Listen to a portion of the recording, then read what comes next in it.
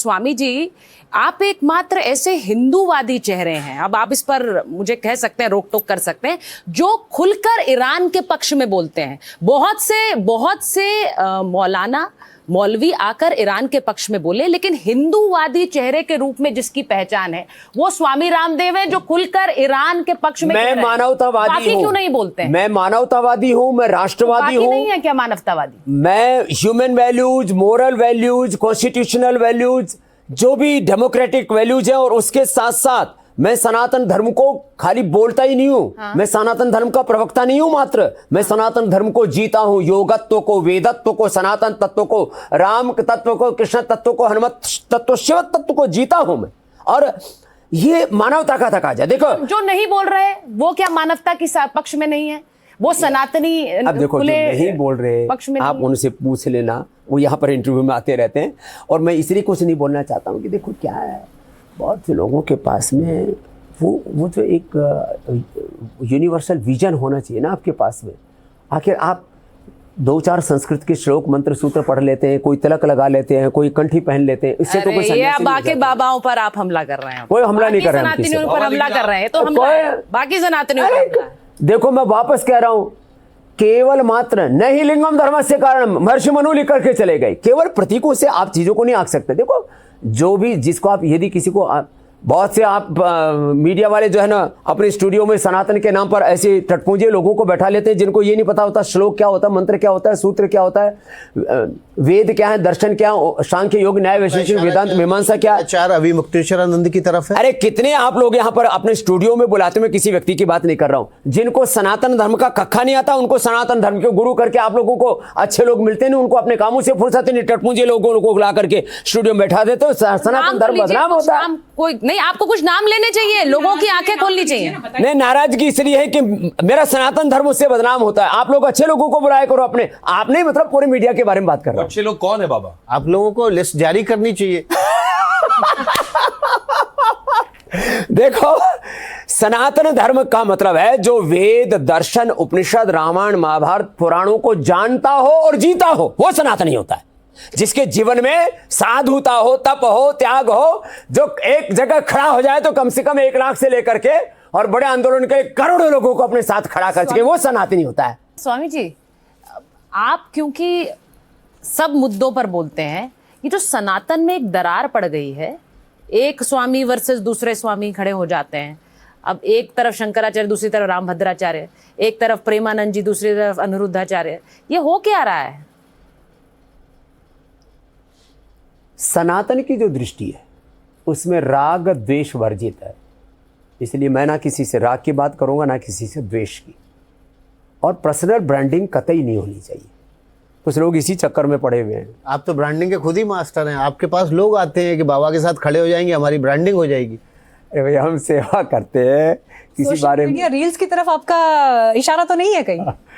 तो देखो, आजकल बाबा भी रील बनाने में लगे, साधु भी रील बनाने में लगे, वो सही है। और सब देखो धरे।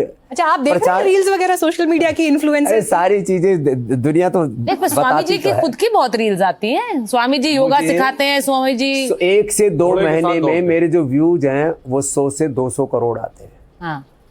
तो लोग जिनको हेल्थ की प्रॉब्लम है और भी कुछ जानना है किसी भी बारे में, तो सर्च करेंगे तो उसमें लोग देखते हैं मैं क्या करूं। गौ हत्या की बात करने वाले शंकराचार्य के साथ आप खड़े नहीं होते। देखिए, इस गौ माता का जो मुद्दा है, कोई एक व्यक्ति उस मुद्दे का कोई नेतृत्व नहीं कर रहा है। लेकिन ये तो शंकराचार्य हैं, हिंदू धर्म का नेतृत्व करते हैं। भारत में गुरु नानक देव हैं, गुरु गोविंद सिंह है, वो भी गुरु परंपरा है। भगवान बुद्ध और भगवान महावीर भी गुरु परंपरा है।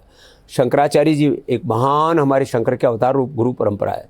उतनी ही गुरु परंपरा रामानंदाचार्य, रामानुजाचार्य, मध्वाचार्य, हमारे गुरु शंकर देव, गुरु माधव देव, गुरु वत्सवन्ना, गुरु ज्ञानेश्वर जी, टुकड़ू जी, गाड़गे जी महाराज, बहुत हमारे तो अनंत कोटि ऋषिकाओं की, ऋषिमुनियों की गुरु परंपरा। इसलिए एक व्यक्ति केंद्रित मत कीजिए इस मुद्दे को। ये मुद्दा केवल एक शंकराचार्य का नहीं है, ये मुद्दा 150 करोड़ सनातन धर्मियों का है। इसलिए आप किसी एक व्यक्ति के साथ किसी चीज को चिपका देंगे तो गौ माता के साथ अन्याय हो। पर शंकराचार्य कहते हैं कि मैं नेतृत्व कर रहा हूं गौ हत्या के मुद्दे का, मैं मुहिम चला रहा हूं, मेरे साथ कोई खड़ा नहीं होता है। आप उनके साथ, आप उन्हें हिंदू धर्म का प्रतिनिधि मानते हैं? वो रास्ता दिखा रहे हैं कि नहीं दिखा रहे हैं? मानता हूं गुरु कोई अपने कहने से नहीं, तो गुरु होता है शिष्यों से।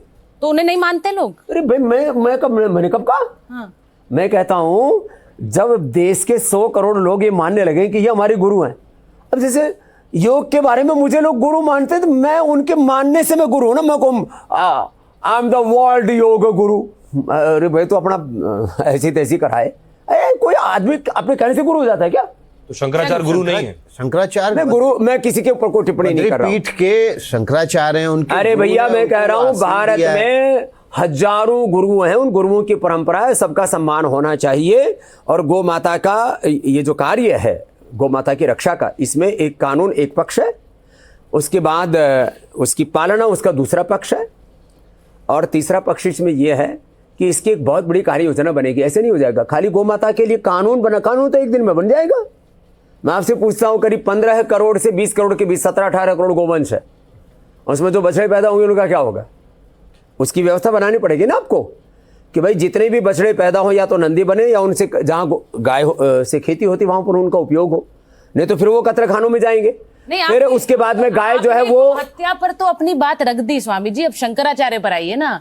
शंकराचार्य क्या मुझे शंकराचार्य जी के ऊपर जितना बोलना था उतना बोल दिया, बाकी मैं इस मुद्दे के ऊपर अपनी फजीहत क्यों करवाऊं? स्वामी जी मतलब उन पर बोलना फजीहत है? स्वामी जी आपको अन्याय के खिलाफ खड़े होते रहे, आप तो अन्याय के खिलाफ खड़े होते रहे। प्रयागराज में जब शंकराचार्य के साथ अफसरों ने अन्याय किया, बटकों को चोटी पकड़, मैं आज भी कह रहा हूं उनको पटका गया, बटकों की चोटी खींचना ये ठीक नहीं था। दूसरी बात, किसी भी साधु से लेकर के किसी भी शंकराचार्य, मैं खाली एक शंकराचार्य जी की बात नहीं कर रहा हूं, शंकराचार्य जी हमारे लिए और जितनी भी गुरु परंपराएं, मैं समान रूप से सबकी बात कर रहा हूं, सबको हम कृतज्ञ हृदय से नतमस्तक होकर के साष्टांग दंडवत प्रणाम करते हैं, किसी भी साधु का।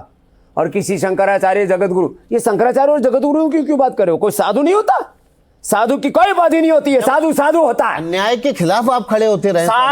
साधु की सबसे बड़ी उपाधि साधुता है, शंकराचार्य और जगत गुरु होना नहीं है। वो तो शांति से धरने पे बैठ गए अन्याय के खिलाफ। इसलिए मैं कहता हूं किसी भी साधु का अनादर नहीं होना चाहिए, और साधु को किसी भी तरह की पॉलिटिक्स में नहीं पढ़ना चाहिए जिसमें कि पर जो संत पॉलिटिक्स में होते हैं वो, या तो आपने कहा कि संत को राजनीति में नहीं होना चाहिए, तो संत जो पॉलिटिक्स कर रहे हैं, ये वो मैं जिस बात को कह रहा हूं, राजनीतिक पचड़े में नहीं पड़ना चाहिए। या तो राज करो या तो अपने हमारी तरह से मौज करो, मतलब राजनीति करो। आप तो राजनीति को बहुत प्रभावित करते।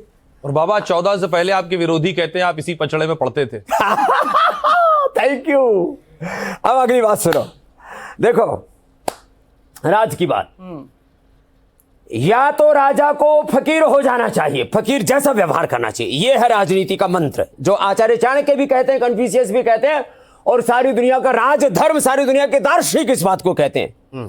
प्लेटो से लेकर के अरस्तु से लेकर के जितने भी दुनिया के बड़े बड़े दार्शनिक है, राजा को फकीर जैसा होना चाहिए, कोई किसी के प्रति राग नहीं, किसी के प्रति द्वेष नहीं, उदार होना चाहिए, उसमें वीरता और विनय दोनों साथ साथ होने चाहिए। अगली बात, या तो राजा को फकीर हो जाना चाहिए तो फकीर को ही राजा हो जाना चाहिए।